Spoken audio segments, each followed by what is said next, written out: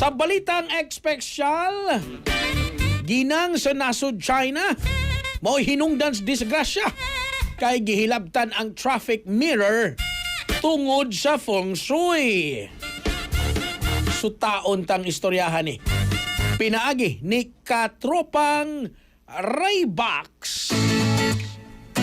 Mga balitang makapahimuot, makagaan sa buot, balitang pinasahi, katuhuan dili, apan tinuod, balitang espesyal.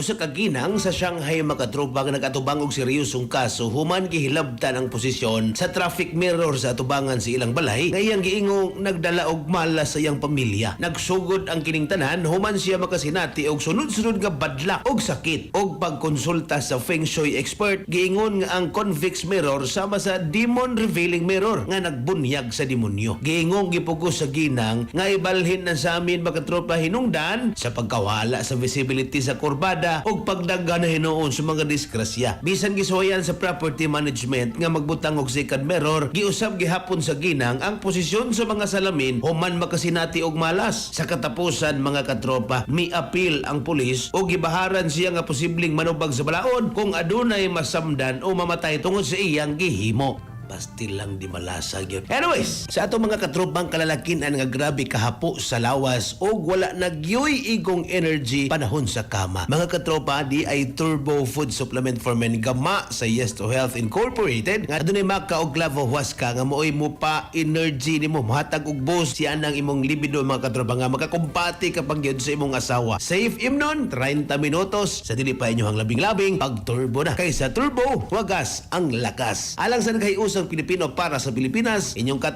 katropang Raybox alang sa balitang espesyal. Kasikas Express, balita